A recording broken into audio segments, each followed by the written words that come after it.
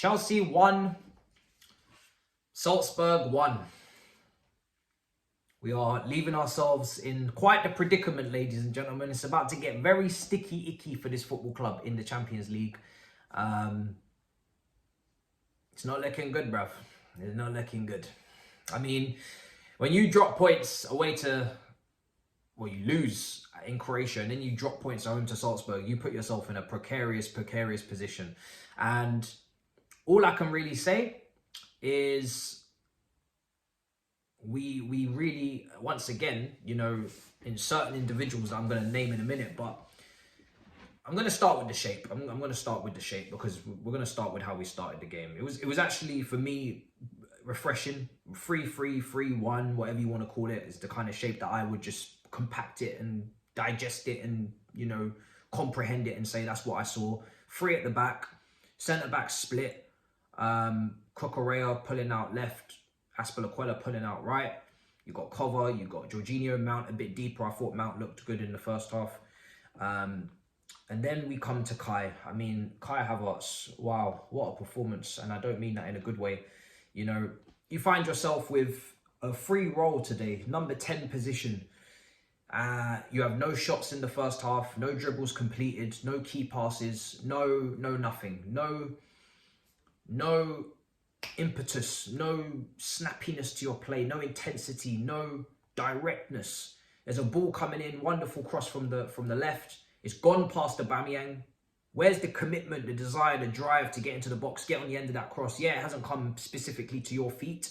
Yes, the food has been laid. It's like almost King Charles, you know, at the table when he's asking for the servant or the maid or the, you know, lesser being to move away the pen or whatever it was off of his table. You know, sometimes just, you know, not directly to him, but, you know, Kai, you know, actually have some impetus, actually have some go about attitude to get on the end of things and, you know, move, take shots, try and create something. You're in a free role. You're in the most dangerous, appetizing, tantalizing, creative, energetic role of the team. You're playing in the Neymar role. You're playing in the Kevin De Bruyne role. You know, you're playing in the big boy role where the best players in the world play, you know, and you're at home to Salzburg. No disrespect. There is space. They're a well-organized team, well-organized unit, to be fair to them. Tactically, they came correct, but I just feel like we don't utilize the space we're given in those areas. And again, tonight we showed that. Sterling, it was a wonderful goal. I thought he was, once again, out of the actual quote-unquote attackers, was probably the most threatening player. And again, I felt like his goal was very well taken in the early first half. We had no shots on target at half-time, which is not good. It was pretty embarrassing, to be honest. But I thought we actually played well. We had a lot of shots, just none on target. But you could see what we were trying to do with those wing backs, but basically wingers really high up. You had Kai in the 10. You had Mason connecting the dots between the midfield and the half space. And I thought everybody outside of just Kai, and then obviously a lack of service, you know, to Aubameyang, apart from a really well fizzed in cross from James, but just not good enough, man. And just not good enough. You know, some people in the comments here on Twitch saying that Kai wasn't the worst. I mean, I've got high standards for Kai.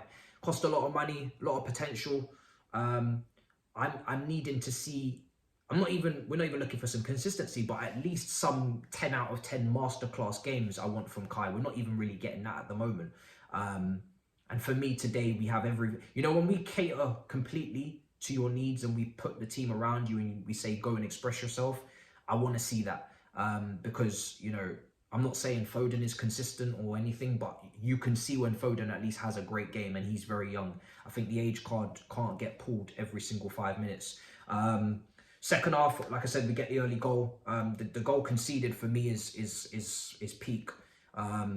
Cluster of players that could have been better in that move. Comes down the left-hand side. Cucurella's caught really hard up the pitch. He's trying to counter-press. He's trying to suffocate. He's trying to win the ball back, which is all well and good. But when that doesn't happen, we know that Silva's then going to get stretched. He ends up on the left-hand side. Dives in. Had a great game up until that point, Silva, but should never have dived in. Blood rushing to the head kind of moment. And then Aspie doesn't even know his surroundings or who's who's around him and where the player is, where the attacker is. And he comes in and scores, and you could even ask maybe Kepa could get a stronger hand to it, but it's close proximity. But even at that point, my happy-go-lucky pot-head, pot-ball self, who was so excited, and you know, the first game under the lights, I said, you know what, we can still do this, guys. We can still win. Ruben comes on, Amanda Broya comes on. I was happy with those two changes. I thought Aubameyang wasn't really getting much service. And again, this is a player that needs service, and it goes back to the creativity issues or the final third decision making, etc. Kai was, for me, not having a great game, so off he comes. And on comes Loftus-Cheek, and on comes Broya, and I didn't have no problem with that. Broya was having one of those days where he wanted to be offside every 5 seconds, but he's young, he's 21, it is what it is. You comes part and parcel. But the next set of substitutions, oh Lord, hurt me in my core, hurt me in my heart, deep in my soul. Jesus, Lord of mercy. What was that? Those cameos there? Jesus is Lord. What was that? You know, Ziyech, Gallagher, when you come on, you know, we just look for, prove the manager that you can start games and give us something, some snappy, some energy, some quality. We don't get anything, you know. Ziyech, not my type of winger. I'm not going to lie to you. I want to be this guy that gives him the chance, and he's going to get his chance at that right wing spot, right wing back, you know, Marsh spot that Reece James is playing in. But he's just not dynamic, man. He's not quick. He doesn't go past people. It's just very predictable again. And Gallagher, you know, passing it out of play, not creative. You know, it's one of those players on the bench I didn't really feel like needed to come on, because I didn't feel like he was going to open up anything. And I was personally hoping that the one thing I would have asked and hoped for Potter to do, because I didn't mind Ziyech coming on for Aspilicueta. Aspilicueta was no use to us at that point. It's just a shame Ziyech didn't do anything. But Chukwuemeka, I would have loved for him to come on. I just think there's something there, maybe something that we don't know, the unknown. It's like opening the rabbit's hat and you don't know what's going to come out. And I would have loved to have seen Chukwuemeka come on and surprise us, you know, surprise me, as they say. We're having a nice meal, you know, we're having a nice meal. Surprise me. I don't want to know what's on the menu. I don't want to know what the special is. What's the fish of the day? What's the sub of the day? Just surprise me. And that would have been nice. But I get it. He's young. Champions League must-win game. But I just feel like in terms of cutting open a low block or cutting open any defence, Gallagher is not. He's not coming on and giving us anything, in my opinion. I know he had a little header that led to a shot from Broya, which he absolutely skied over the bar, which was a massive opportunity. But you know, it's not that chance fashioned out by Gallagher. It's cool that he got his head to it and it fell to Broya, but it's not quality. It's not he picked up his head, spotted the run like a Jorginho for Aubameyang in an instance, picked him out, there's a chance created. It's not that.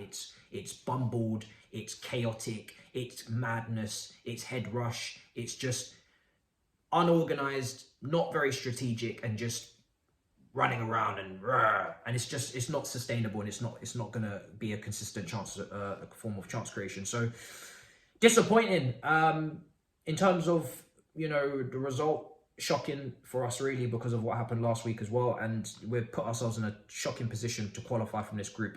We're really probably not going to finish top at all. I think you can probably push that way back in your minds. Qualifying, we should still be able to do. We definitely caused ourselves aggro in our headspace. You know, now we have to win, or think that we have to win every game. You know, we have to approach it that way. 10 points usually does the job in a group like this. Which would be 3 wins and 1 draw, say in Milan. But yeah, tough times never last. Tough people do. But we may be lasting in the Europa League with the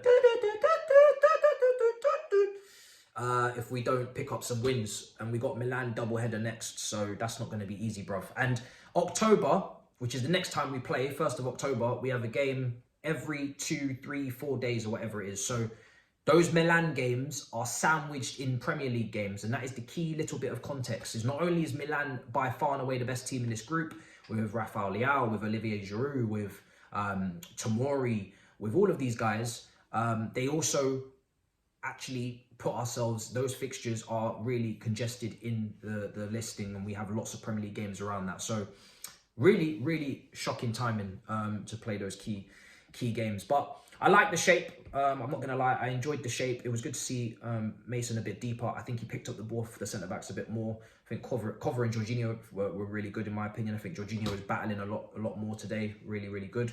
The goal is what it is, but I think, again, you know, when you only get one goal and you have no shots on target at home to Salzburg in the first half, I think it's quite clear where we should be better, and that is, for me, you know, up front, once again, lack of service to Aubameyang most of the game. So yeah, but that's it, you know. Not gonna sit here and cry about it. You know, it is where it is. That is done. I did expect us to win that. Glad I didn't do a prediction though. We got the shape right in the title, but we didn't do a prediction, and we roll with that, you know. We hold that, as they say. So yeah, you know, maybe I'm at a point now where I don't really feel anything, as crazy as that sounds. I was so excited for this game, but the disappointment in the result, the concurrent rising on Twitch as we're live, these are things that I've become accustomed to this season. So we just move on to the next. And luckily we don't play until after the international break. So we have a nice period of time to mourn this result. And yeah, that's that. So smash up your likes, smash up your icons, subscribe, do all those things, because it's a long day. And now I must turn my attentions back to this Twitch chat, who will question me further and ask me about certain individuals again, even though I feel like I've explained, but you know, you guys will keep digging, so we dig. But yeah, in a bit. I hate my life.